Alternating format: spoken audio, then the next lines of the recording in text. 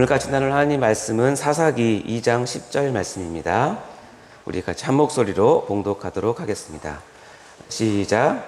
그 세대의 사람도 다 그 조상들에게로 돌아갔고 그 후에 일어난 다른 세대는 여호와를 알지 못하며 여호와께서 이스라엘을 위하여 행하신 일도 알지 못하였더라. 아멘. 네, 우리 같이 하나님 말씀 받도록 하겠습니다. 자, 여러분은 MZ세대란 말을 아마 많이 들어보셨죠? 이제 제가 학생 때 어렸을 때는 X세대란 말이 한참 유행을 했고 2000년 가까이 오면서는 Y세대 혹은 밀레니얼 세대라는 뜻으로 M세대를 얘기하다가 이젠 마지막 글자인 Z세대까지 쓰게 되었습니다. 자, 일단 이 세대라는 단어의 뜻이 무엇인지 한번 우리 같이 알아보도록 할까요? 세대는 영어로 제너레이션인데요. 이렇게 정의가 되어 있네요.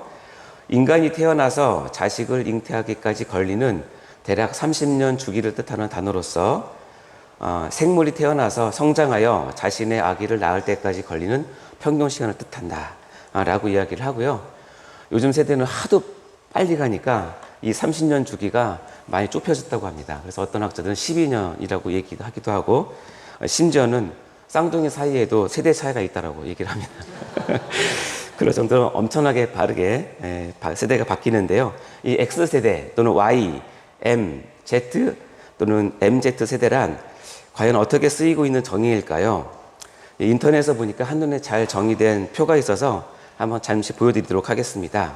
자, 여기에 보시면 여기 보니까 제가 보니까 X세대가 많이 있으신 것 같습니다. 1965년부터 79년 사이에 태어나신 분들이 X세대라고 되어 있는데 저도 머리가 희끗하지만 X세대 출신입니다. X세대는 뭐냐면 수학의 미지수 X처럼 도무지 알 수 없는 세대, 어디로 튈지 모르는 세대라고 해서 제너레이션 X세대라고 붙였다고 합니다. 그리고 그 다음에 Y세대는 매사에 긍정적으로 Yes라고 대답을 한다는 의미에서 Y세대라는 명칭을 붙였다고 하고요. 마지막 Z세대는 X세대와 Y세대 다음 세대의 알파벳의 마지막 글자로서 20세기의 마지막 세대를 뜻하는 Z를 붙였다고 합니다. 참조하시면 될 것 같고요. 자, 여기에서 우리는 세대와 세대 간의 이 부딪히는 현상을 표현하는 여러 단어들을 우리들이 줄곧 사용하고 있습니다. 예를 들자면 여러분 흔히 쓰는 세대 차이 또는 세대 구분, 세대 간의 갈등 등등의 단어들이 흔히 쓰이게 되는 것이죠. 그만큼 한 세대가 다음 세대를 바라볼 때 느끼는 감정과 또 나중 세대가 그 앞선 세대를 대하면서 느끼는 그 감정에는 아마도 상당한 차이가 있고 서로를 이질적인 집단으로 바라보는 선입견을 상당히 품고 있다는 것을 알 수 있습니다. 자, 그런데 이제 저를 보시면 되는데요.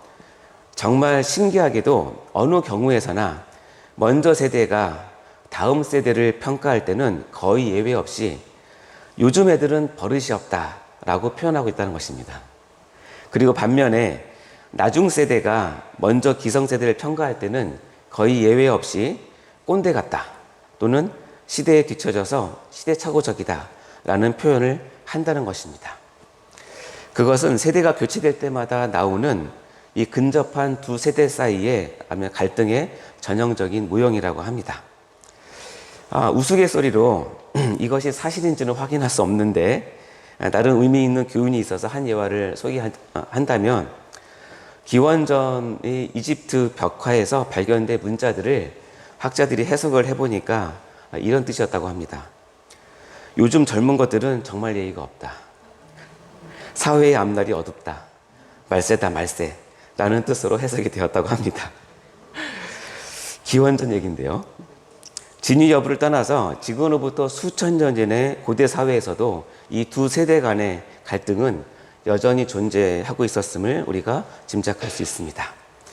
자, 그럼 하나님께서는 이 세대들을 어떻게 보고 계시며 이 세대를 어떻게 다루고 계실까요?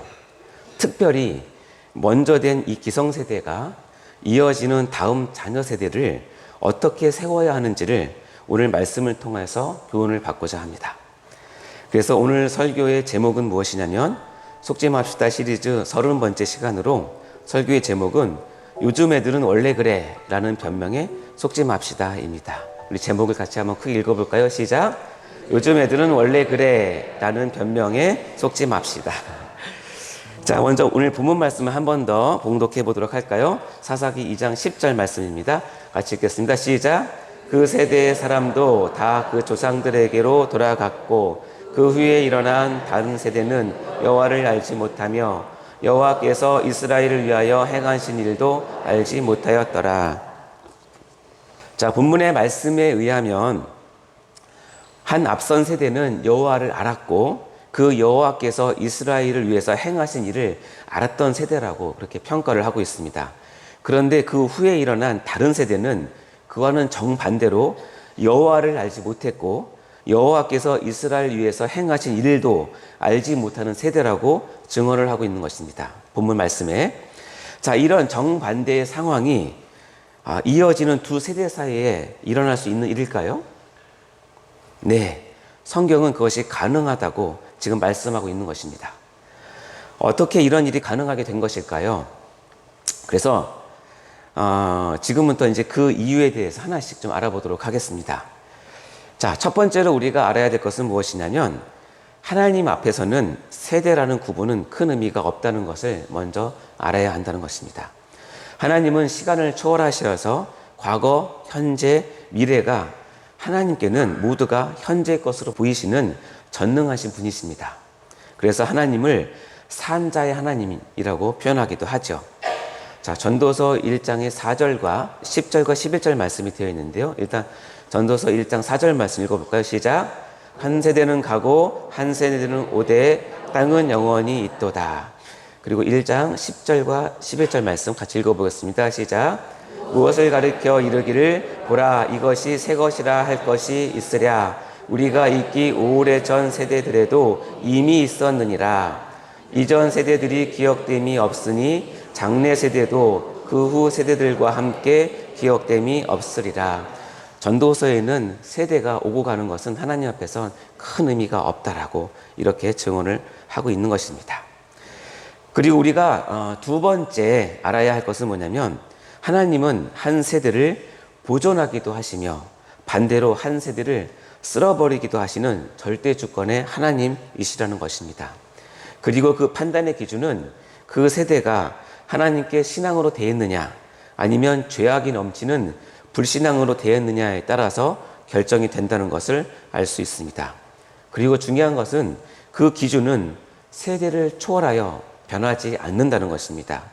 또는 하나님께서 그 기준을 낮춰주시거나 예외를 두시지 않는다는 것입니다. 먼저 시편 12편 7절에 보면 하나님께서 세대를 보존하시는 것을 말씀하십니다. 같이 읽어보겠습니다. 시작. 여호와여 그들을 지키사 이 세대로부터 영원까지 보존하시리이다.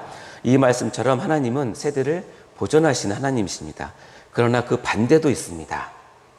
창세기 7장 1절 말씀 읽겠습니다. 시작. 여호와께서 노아에게 이르시되 너와 내 온 집은 방주로 들어가라. 이 세대에서 내가 내 앞에 의로움을 내가 보았음이니라. 자, 노아 시대의 세대는 노아를 빼고 모든 세대의 그 사람들은 하나님께 죄악에 관영했던 그런 시대였습니다. 그때 하나님은 이 세대 가운데서 노아 가족만 빼고 나머지 그 세대의 모든 사람들을 홍수로 멸절시키셨습니다. 하나님께서 다수결에 의해서 하나님의 기준을 낮추지도 않으셨고 예외를 두지도 않으셨고 하나님은 공의의 심판을 노아 시대에 행하신 것입니다. 뿐만 아니라 이런 경우도 있습니다. 민수기 32장 13절 말씀 같이 한번 읽어보도록 하겠습니다. 시작. 여호와께서 이스라엘에게 진노하사 그들에게 40년 동안 광야에 방행하게 하셨으므로 여호와의 목전에 악을 행한 그 세대가 마침내는 다 끊어졌느니라. 12정탐꾼의 보고를 들은 이스라엘이 하나님께 반역을 하자 이 반역의 세대 전부를 광야 40년 동안에 다 끊어내치시는 하나님이십니다. 두려운 하나님이시기도 하죠. 따라서 하나님은 세대에 따라 다른 기준으로 다르게 보시는 것이 아니라 어느 세대든지 동일한 기준으로 동일한 신앙을 요구하는 것을 우리는 알 수 있습니다. 그래서 다음 세대의 우리 자녀들이 자기 멋대로 자신만의 개성이라고 하면서 이기적이며 쾌락적이고 불신앙적인 태도를 보일 때는 우리는 두려워해야 하는 것입니다. 그들을 다음 세대로서 이해하고 수용하며 받아들이고 그들을 신앙 안에서 기다려줄 수는 있지만 그런 태도와 행동 그리고 그 가치관들을 요즘 애들은 원래 다 그래 라고 하면서 인정해 주는 것은 매우 위험한 일이 되는 것입니다. 특히 교회 공동체에서는 더욱 그렇습니다. 이것은 한 세대가 하나님을 떠나 멸망의 길로 갈 수도 있는 마귀의 속임수이기 때문에 그렇습니다. 세 번째로 우리가 알아야 할 것은 주님은 여전히 지금도 이 세대를 판단하고 계십니다. 그리고 심판을 하십니다. 동시에 그 안에서 구원을 이루시기도 하시는 주님이십니다. 다음과 같이 주님은 지금의 세대를 늘 판단하고 계시는데요. 마태복음 11장 16절 17절 말씀을 한번 읽어볼까요? 시작. 이 세대를 무엇으로 비유할까? 비유하건대 아이들이 장터에 앉아 제 동물을 불러 이르되 우리가 너희를 향하여 피리를 불어도 너희가 춤추지 않고 우리가 슬피 울어도 너희가 가슴을 치지 아니하였다 함과 같도다. 이와 같이 예수님 당시의 세대를 이렇게 비유로 정확히 판단하시고 판정을 하십니다.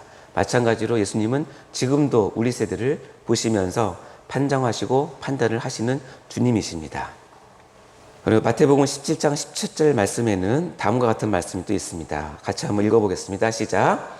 예수께서 대답하여 이르시되 믿음이 없고 패역한 세대여 내가 얼마나 너희와 함께 있으며 얼마나 너희에게 참으리요 그를 이리로 데려오라 하시니. 이와 같이 믿음이 없고 패역한 세대를 말씀을 하십니다. 그리고 이것에 대해서 그들에게 경고를 하시고 주의를 주십니다. 그러면서 마지막에 그를 이리로 데려오라 라고 하시면서 그 아이를 고쳐주시는 구원을 베푸시는 주님이십니다. 그래서 주님은 이 세대를 사는 모든 주의 백성들에게 이 세대를 본받지 말고 분별하는 지혜를 가질 것을 또한 동시에 명령하고 계십니다.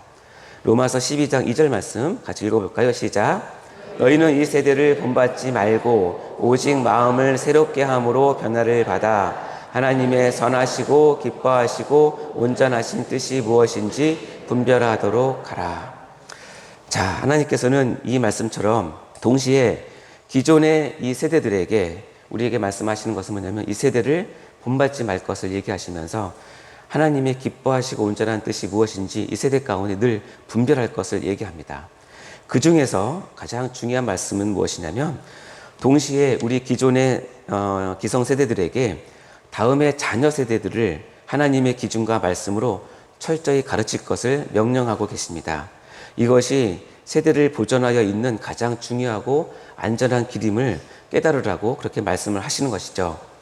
신명기 6장 6절 7절 말씀을 보면 이렇게 나와 있습니다. 같이 읽어보겠습니다. 시작. 오늘 내가 네게 명하는 이 말씀을 너는 마음에 새기고 내 자녀에게 부지런히 가르치며 집에 앉았을 때든지 길을 갈 때든지 누워있을 때든지 일어날 때든지 이 말씀을 강론할 것이며. 먼저 이 말씀, 우리의 말씀, 하나님의 말씀을 우리 마음에 먼저 새기고 새긴 말씀을 우리 자녀들에게 부지런히 가르치고 이 말씀을 강론하면서 가르치라고 이렇게 말씀하시는 것입니다. 자, 이렇듯이 교회에서 감당해야 될 매우 중요한 사명들 중에 다음 세대를 세우는 교회 교육은 이래서 매우 중요한 의미를 갖는 것입니다. 다음 세대를 하나님의 말씀으로 양육하고 교육시키는 것은 아무리 강조해도 지나치는 법이 없습니다. 다음 세대의 아이들을 그냥 오냐 오냐 하면서 무조건 받아주는 것만이 능사는 아니라는 것입니다. 왜냐하면 그들의 세대에도 지금 우리 세대처럼 오직 하나님 말씀과 진리가 필요로 하는 죄인들의 세대라는 것을 우리가 인정해야만 한다는 것입니다. 요즘 젊은 애들은 원래 다 그런 거야 라고 하면서 세대 간의 갈등으로 부딪히는 것을 두려워하고 귀찮아한다면 오늘 아까 읽었던 사사기의 본문 말씀처럼 우리의 다음 자녀들의 세대에는 하나님을 알지도 못하고 하나님께서 부모 세대에 하신 일도 전혀 알지 못하는 그런 멸망받을 폐역한 세대로 전락하게 만드는 것임을 우리는 반드시 알아야 합니다. 그러므로 요즘 젊은 애들은 다 그래 라고 하는 마귀의 속임에 절대로 속지 마시기 바랍니다. 사랑하는 성도 여러분, 우리의 기독교 신앙의 특징은 무엇이냐면 세대를 이어가는 내리사랑의 신앙이 그 특징입니다. 특별히 세대 간의 신앙 전수에 온 힘을 기울이시고 투자를 해야 합니다. 만일 이것에 실패한다면 우리 다음 자녀 세대에는 희망이 없을 것이며 하나님을 모르는 그런 세대가 됩니다. 그러면 지금 우리가 몸담고 있는 이 교회의 촛대를 주님께서는 옮기시는 심판을 받게 될 것입니다. 빌립보서 2장 말씀에는 우리에게 주시는 귀한 교훈이 있습니다. 빌립보서 2장 15절 16절 말씀 같이 한번 읽어볼까요? 시작. 이는 너희가 흠이 없고 순전하여 어그러지고 거스리는 세대 가운데서 하나님의 흠없는 자녀로 세상에서 그들 가운데 빛들로 나타내며 생명의 말씀을 밝혀 나의 다름질이 헛되지 아니하고 수고도 헛되지 아니하므로 그리스도의 날에 내가 자랑할 것이 있게 하려 함이라. 아멘. 이 말씀처럼 우리도 사도 바울처럼 어그러지고 거스르는 이 세대 가운데서 하나님의 자녀들을 흠이 없고 순전하게 그리고 생명의 말씀으로 가르치고 양육을 해야 하는 것입니다. 그래서 우리의 자녀들이 이 세상 한가운데서 이 어그러진 세대 가운데서 빛들로 나타나게 해야 한다는 것입니다. 이런 사명을 감당하는 것은 사도 바울뿐만 아니라 우리들에게도 헛되지 않는 일이며 그리스도의 날, 즉 하나님의 심판대 앞에 설 때에 우리의 자랑거리가 된다는 것입니다. 믿으시기 바랍니다. 사랑하는 성도 여러분, 먼저 우리가 믿음 안에서 말씀으로 바로 서시기 바랍니다. 그리고 우리 다음 자녀 세대를 위해서 신앙의 전수, 말씀의 양육, 교회 교육에 헌신하시고 사명을 다 감당하시기를 주님의 이름으로 간절히 축원합니다. 기도하겠습니다. 하나님 아버지 감사합니다. 세대가 빠르게 변하고 바뀔 때마다 우리는 그 세대의 흐름에 원래 그렇다고 하는 속임에 넘어가 아버지 우리 죄악을 받아들이고 아버지 그것으로 인해서 우리가 멸망하는 길로 가게 될까 너무나 두렵습니다. 우리가 그런 말에 속지 않게 하시고 이 세대를 주관하시며 이 세대를 판정하시고 이 세대를 심판하시는 하나님의 말씀에 귀를 기울이게 하여 주시옵소서. 먼저 우리가 하나님의 말씀을 우리 마음에 깊이 새기고 말씀으로 바로 서는 우리 기성세대가 다 될 수 있도록 도와주시옵소서. 그리고 우리 사랑하는 자녀들을 바라보며 그들에게 우리가 받은 하나님의 말씀과 신앙을 전수하고 교육하고 그들을 세울 수 있는 일에 우리의 최선을 다할 수 있는 그런 교회가 될 수 있도록 도와주시옵소서. 세대된 교회가 정말로 이 일에 뛰어나며 감당할 수 있는 귀한 교회가 될 수 있도록 도와주시고 사도행정적 원형교회를 회복하는 그런 교회가 되게 도와주셔서 말씀이 전수되고 전파되는 귀한 교회가 될 수 있도록 축복하여 주옵소서. 이 일에 우리 모두가 쓰임받을 수 있도록 인도하여 주옵소서. 감사드립니다. 예수님 이름으로 기도하옵나이다. 아멘.